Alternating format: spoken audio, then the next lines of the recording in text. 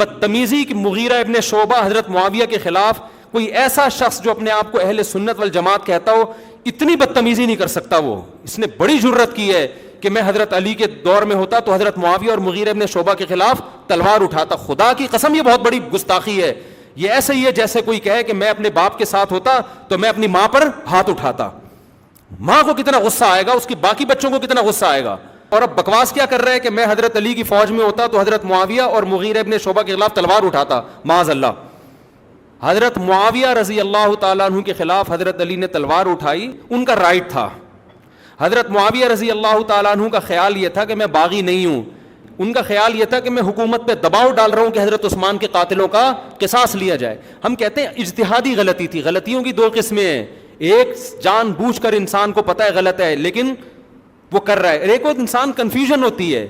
میرے بھائی اگر ہم نے اس ملک میں صحابہ کرام کا دفاع نہیں کیا, یہ ٹچے اٹھتے رہیں گے اور بکواس کرتے رہیں گے, آہستہ آہستہ لوگوں کے دلوں سے اسلاف کی محبت اور عقیدت ختم. ہر ٹچا اٹھے گا اعتراض کرنا شروع کرے گا. اب میں آپ کے بزرگوں کے حوالے حضرت معاویہ رضی اللہ تعالیٰ عنہ کے حوالے سے پیش کروں گا, اور یہ بھی پیپر میں آؤٹ کرتا ہوں. آپ نے آ کر اپنے بزرگوں کا دفاع کرنا ہے کہ وہ کس لیول کے اوپر فتوے دے کر گئے ہیں. جو آپ کلیم کرتے ہیں لیکن چھپاتے ہیں وہ آپ بیان نہیں کر سکتے پبلک کے سامنے. میں آپ کی پبلک کو بتاؤں گا. سب سے پہلے امام ابو حنیفہ رحمہ اللہ تعالی کے مناقب کے اوپر جو کتاب لکھی گئی, اردو میں بھی اس کا کافی سارا حصہ آ چکا ہے, ہم دونوں انشاءاللہ ریفرنسز لگا دیں گے. انہوں نے اپنے شاگردوں سے فرمایا کہ جانتے ہو کہ اہل شام ہم سے کیوں بغض رکھتے ہیں؟ تو شاگردوں نے کہا معلوم نہیں. تو انہوں نے فرمایا اس لیے کہ ہمارا یہ عقیدہ ہے کہ اگر ہم حضرت علی رضی اللہ تعالیٰ عنہ کے زمانے میں ہوتے تو حضرت معاویہ ابن سفیان رضی اللہ تعالیٰ عنہ کے خلاف حضرت علی کی حمایت میں قتال کرتے, جنگ لڑتے, ظاہر قرآن کا حکم پورا کرتے. سورہ الحجرات کی آیت نمبر 9 ہے کہ جب مسلمانوں کا کوئی گروہ باغی ہو جائے تو اس کے خلاف قتال کرو یہاں تک کہ وہ توبہ پر آمادہ ہو جائے. تو اس کے تحت سیدنا علی کے ساتھ مل کر, ہم خلیفہ راشد کے ساتھ مل کر باغی جماعت کے خلاف قتال کرتے. یہ حضرت امام ابو حنیفہ رحمۃ اللہ علیہ کا فتویٰ ہے.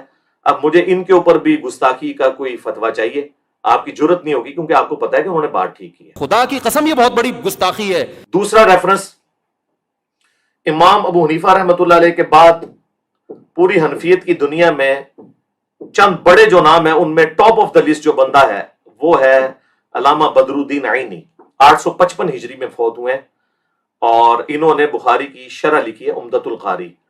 اس میں صحیح بخاری کی جو حدیث ہے 7083 اس کے کانٹیکسٹ میں انہوں نے علامہ کرمانی کا قول نقل کر کے ان کا رد کیا ہے کہ کرمانی تو یہ کہتے تھے کہ حضرت معاویہ رضی اللہ تعالیٰ عنہ چونکہ اجتہادی طور پر باغی تھے انہیں 1 اجر ملے گا اور مولا علی کو 2.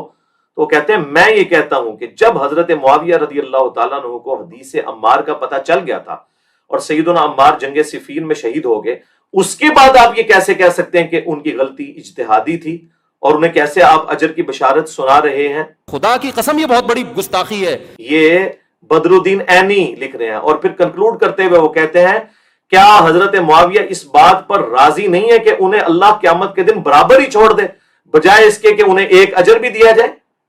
یہ اجر والی جو بات کر رہے ہیں وہ تو خلیفہ راشد کے لیے ہے, جو بخاری مسلم میں حدیث ہے. امام بخاری نے باب باندھا ہے کہ اگر حاکم وقت اجتہاد کرے اور صحیح اجتہاد ہو تو اسے 2 اجر ملیں گے, اور اگر وہ غلط اجتہاد کرے تو اسے 1 اجر ملے گا. یعنی اگر نعوذ باللہ مولا علی رضی اللہ تعالیٰ عنہ علیہ السلام جنگ جمل صفین اور نہروان غلط لڑتے تو اللہ تعالیٰ انہیں تب بھی 1 اجر دیتا, چونکہ اب انہوں نے ٹھیک لڑی ہے, الحمدللہ ان کے لیے ڈبل اجر ہے الحمدللہ. تو یہ دوسرا ریفرنس ہو گیا. اب آ جائیں تیسرے ریفرنس کی طرف, اور وہ ہے ملا علی قاری المتوفا 1014 ہجری. انہوں نے مرقہ لکھی ہے شرح مشکات. اس میں انہوں نے 5878 نمبر حدیث جو قتل عمار والی ہے اس کے کانٹیکسٹ میں وہ کچھ لکھا ہے کہ کیمرے کا لینس پھٹ جائے اور آپ لوگوں کی جو جھوٹی عقیدتیں وابستہ ہیں نا وہ بھی پھٹ جائیں اللہ کے فضل سے, جو انہوں نے لکھ دیا ہے. اور اردو ترجمہ آپ لوگ خود چھاپ چکے ہیں مرقہ کا. انہوں نے لکھا ہے کہ جو قتل عمار والی حدیث ہے بخاری اور مسلم کی کہ عمار کو ایک باغی جماعت قتل کرے گی, عمار انہیں اللہ اور جنت کی طرف بلا رہے ہوں گے اور وہ جماعت جہنم کی طرف بلا رہی ہوگی. اتنے سخت الفاظ. یہ حدیث بخاری میں بھی ہے, مسلم میں بھی ہے. اسے قتل عمار والی حدیث کہتے ہیں. اور اسی کانٹیکسٹ میں ایٹ لیسٹ 4 جگہ مسند احمد کے اندر تفصیلی واقعہ موجود ہے جنگ صفین کے حوالے سے کہ ابو الغادیہ رضی اللہ تعالیٰ عنہ جو اصحاب شجرہ میں سے تھے ان سے حضرت عمار کا قتل ہو گیا اور وہ پوری زندگی روتے تھے. وہ ساری احادیث انشاءاللہ تعالی ہم ڈسپلے کروا دیں گے کہ قتل عمار کس نے کیا. تو اس حدیث کے کانٹیکسٹ میں ملا علی قاری شرح مشکات کے اندر لکھتے ہیں کہ میں یہ کہتا ہوں, یہ ملا علی قاری کہہ رہے ہیں کہ جب قتل عمار والی حدیث حضرت